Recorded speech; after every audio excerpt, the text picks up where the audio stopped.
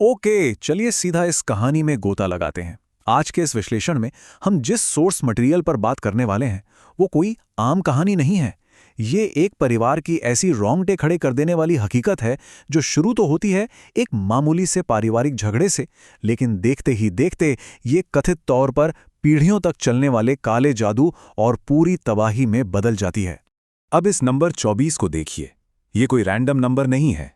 Source के मुताबिक ये उन सालों की गिनती है, साल 2001 से लेकर 2025 तक, जब इस परिवार ने कथित तौर पर काले जादू, अंधविश्वास और कभी ना खत्म होने वाली पारिवारिक दुश्मनी का एक ऐसा खौफनाक दौर झेला जिसकी आप और हम कल्पना भी नहीं कर सकते। आज के समय में इस परिवार की हालत क्या है, इसे समझने के लिए जरा परिवार के सबसे छोटे बेटे विवेक की इस बात पर गौर कीजिए। वो कहता है, मुझे लगता है कि मुझे बस ये दुनिया छोड़ देनी चाहिए। 2025 का ये बयान सोर्स में साफ तौर पर उस भयानक मानसिक और आर्थिक तबाही को दिखाता है जिससे ये परिवार आज गुजर रहा है। लेकिन सोचने वाली बात यह है कि ये सब आखिर शुरू कहां से हुआ। चलिए समय में थोड़ा पीछे चलते हैं। Section 1 the stolen 20,000। बात है साल 2001 की। मूल रूप से बिहार का रहने वाला ये परिवार पंजाब के एक छोटे से शहर में अपनी आम सी जिंदगी बिता रहा था। पिता मछलियों का व्यापार करते थे और सब कुछ बिल्कुल नॉर्मल था। लेकिन यहीं पर कहानी एक अजीब मोड़ लेती है।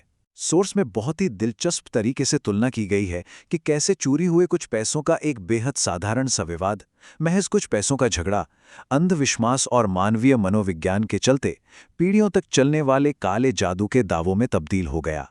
और वो रकम थी पूरे 20,000 रुपए। अब आप सोचिए, 2001 में 20,000 रुपए कितनी बड़ी रकम हुआ करती थी। परिवार ने ये पैसा बच्चों की शादी के लिए जमा किया था। सोर्स बताता है कि ये पैसे किसी और ने नहीं, बल्कि उनके अपने ही पड़ोसियों और रिश्तेदारों ने घर से चुरा लिए थे। और सच कहूं तो इसी एक चोरी ने इस पूरे खौफनाक सिलसिले की नींव रखी। अब चोरी पकड़ने के लिए पिता ने क्या किया? उन्होंने 50 किलोमीटर दूर रहने वाली एक गुरु मां की मदद ली। उनका ये रहस्यमयी जाल कैसे काम करता था, ये समझना बहुत दिलचस्प है। देखिए, गुरु मां ने 500 रुपए के एक नोट को मंत्रों से अभिमंत्रित किया। फिर रात के अंधेरे में उस नोट को घर के बाहर एक पेड़ पर बांध दिया गया और अगली सुबह वो चोर एक चुंबक की तरह उसकी तरफ खिंचा चला आया। लेकिन सोर्स के मुताबिक रंगे हाथों पकड़े जाने पर उस रिश्तेदार ने अपनी गलती मानने के बजाय उल्टा परिवार को ही भयानक अंजाम भुगतने की धमकी दे डाली। सेक्शन 2 द फर्स्ट डार्क कर्स। पैसों के इस झगड़े ने सीधे तौर पर पहले अप्राकृतिक हमले को जन्म दिया और इस बार निशाना बनी परिवार की मां। यहां हमें एक खास शब्द को समझना होगा, मारण क्रिया। सोर्स में से एक बेहद खतरनाक काले जादू की रस्म या श्राप बताया गया है जिसका इकलौता मकसद इंसान को शारीरिक रूप से खत्म करना या सीधे मौत के घाट उतारना होता है। इससे पता चलता है कि पड़ोसियों की वो धमकी असल में कितनी गंभीर थी। अब देखिए, ये संकट कितनी तेजी से बढ़ा। मां अचानक बहुत ज्यादा बीमार पड़ गईं, उनका वजन तेजी से गिरने लगा। हैरानी की बात तो ये थी कि सारे मेडिकल टेस्ट्स नॉर्मल थे, कोई भी बीमारी पकड़ में नहीं आ रही थी। सोर्स के मुताबिक जब परिवार ने एक सिद्ध पुरुष से मदद मांगी तो मां के शरीर में मौजूद उन अदृश्य शक्तियों ने उस सिद्ध पुरुष का बाकायदा मजाक उड़ाया, क्योंकि उन शक्तियों की गिनती बहुत ज्यादा थी। और ये बहुत ही शानदार तरीके से दर्शाता है कि कैसे मजबूर होकर परिवार को एक बेहद शक्तिशाली गुरुजी की शरण में जाना पड़ा। सोर्स में बताया गया है कि गुरुजी ने मां के शरीर में मौजूद लगभग 40 शक्तियों से अकेले मुकाबला किया और भगवान शिव के त्रिशूल का इस्तेमाल करके उस खतरनाक श्राप को काट दिया। ये पूरी घटना उस कथित आध्यात्मिक युद्ध के शक्ति प्रदर्शन को बिल्कुल साफ कर देती है। खैर, आगे बढ़ते हैं। अब इस टाइमलाइन को देखिए। गुरुजी ने सलाह दी और पड़ोसियों के लगातार हमलों से बचने के लिए परिवार ने पंजाब छोड़कर सीधा बिहार भागने का फैसला किया। उन्होंने माहौल को थोड़ा शांत करने के लिए बड़े बेटे प्रदीप की आनन फानन में शादी भी तय कर दी। लेकिन उन्हें क्या पता था कि शादी की रात और उसके बाद पुल पर जो होने वाला है वो सब कुछ हमेशा के लिए बदल देगा। Section 3 the cursed Bihar wedding. इस पड़ाव पर आकर परिवार को एक बहुत ही भयानक एहसास हुआ। उन्हें समझ आ गया कि उनके दुश्मन सिर्फ पंजाब तक सीमित नहीं थे, वो उनके पीछे पीछे राज्य की सीमाएं पार करके बिहार तक आ धमके थे। सोर्स के अनुसार शादी में हर मुमकिन रुकावट डाली गई। किसी रिश्तेदार ने दूल्हे को कुछ मिला हुआ पान खिला दिया, कुछ स्थानीय लोगों ने काले जादू की रस्म के तहत दूल्हा दुल्हन पर रंग और मिट्टी फेंकी। और इसका नतीजा, विदाई के वक्त पुलिया के पास दुल्हन कथित तौर पर पूरी तरह से किसी बाहरी शक्ति के वश में हो गई। अब यहाँ एक बहुत बड़ा सवाल खड़ा होता है। दुल्हन के इस खौफनाक हालत के पीछे असल में हाथ किसका था? क्या वो वाकई सिर्फ पंजाब के पड़ोसी थे जो अपना बदला ले रहे थे, या फिर कोई और भी था जो इस परिवार को पूरी तरह से मिटाना चाहता था? Section 4 the grandfathers revenge. Source यहां एक ऐसा चौंकाने वाला खुलासा करता है जिसकी किसी ने उम्मीद नहीं की होगी।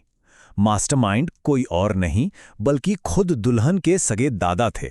नाना की नफरत का अंदाजा आप उनके इस बयान से लगा सकते हैं, मैं अपनी बेटी को तो ले जा रहा हूं लेकिन तुम्हें पूरी तरह से बर्बाद कर दूंगा। सोर्स बताता है कि नाना को प्रदीप बिल्कुल भी पसंद नहीं था और उसने पंजाब के पड़ोसियों के साथ मिलकर परिवार के खिलाफ एक बेहद खतरनाक गठबंधन बना लिया था। तो सबसे महत्वपूर्ण बात यह है कि जरा इस खतरे की रफ्तार देखिए। शुरुआत में मां पर सिर्फ 8 शक्तियों का श्राप था। फिर जब प्रदीप को ठीक करने के लिए चिंतपूर्णी के एक तालाब में नहलाया गया तो कथित तौर पर 300 शक्तियां वहां बंध गईं। लेकिन दुश्मन इतने पर कहां रुकने वाले थे? उन्होंने प्रदीप पर 500 और नई शक्तियां भेज दी। ये आंकड़े सोर्स द्वारा किए गए पैरानॉर्मल दावों के विशाल और खौफनाक पैमाने को दर्शाते हैं। इस पैमाने का एक बहुत ही डरावना उदाहरण सोर्स में मिलता है, जब प्रदीप के दोस्तों ने उसे काबू करने के लिए भारी लोहे की जंजीरों से बांधने की कोशिश की। तो जानते हैं क्या हुआ? उस पर हावी शक्तियों ने महज कुछ ही सेकंड में उन भारी जंजीरों को तोड़कर रख दिया और वो आसानी से चलकर उनके सामने खड़ा हो गया। ये वाकया साफ बताता है कि स्थिति कितनी बेकाबू हो चुकी थी। Section 5 an unending nightmare. अब ये कहानी अपने सबसे दुखद और सच कहूं तो सबसे निराशाजनक मोड़ पर पहुंचती है। जब हालात पूरी तरह से हाथ से निकल गए तो परिवार ने अपनी आखिरी उम्मीद, अपने रक्षक, उन्हीं शक्तिशाली गुरुजी को दोबारा खोजा। लेकिन उन्हें जो पता चला वो सच में दिल दहला देने वाला था। परिवार को मालूम हुआ कि उनके शक्तिशाली गुरुजी की मृत्यु हो चुकी है। सोर्स स्पष्ट रूप से ये दावा करता है कि दुश्मनों ने मसान क्रिया का इस्तेमाल करके उस तांत्रिक गुरुजी को भी बांध लिया और उन्हें मार डाला। इस बात से परिवार किस गहरी निराशा में डूब गया होगा वो आप इस एक वाक्य से समझ सकते हैं। तुम मुझे खुलवा क्यों नहीं रहे? उन्होंने मुझे बांधा हुआ है और मुझे मरवा दिया है। सोर्स के मुताबिक ये शब्द किसी और के नहीं बल्कि खुद गुरुजी की आत्मा के थे, जो 2 महीने बाद मां के शरीर में आकर रो रहे थे। सोचिए, जब परिवार का इकलौता अलौकिक रक्षक ही हार गया तो उनके पास खुद को बचाने का क्या ही रास्ता बचा होगा। और अब अगर हम इस परिवार की वास्तविक दुनिया की तबाही के आंकड़े देखें तो रोंगटे खड़े हो जाते हैं।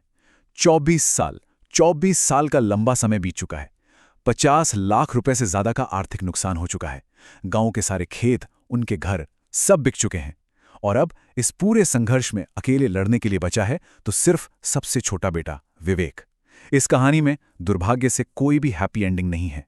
तो अंत में ये पूरा विश्लेषण हमें इस एक परेशान कर देने वाले सवाल के साथ छोड़ जाता है कि प्रतिशोध का ये चक्र आखिर खत्म कहाँ होता है, जब दोनों ही पक्ष अपना सब कुछ, अपना वजूद तक खोने को तैयार हों।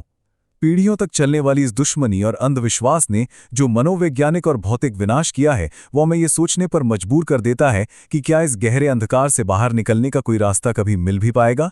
आज के इस सोर्स विश्लेषण में बस इतना ही।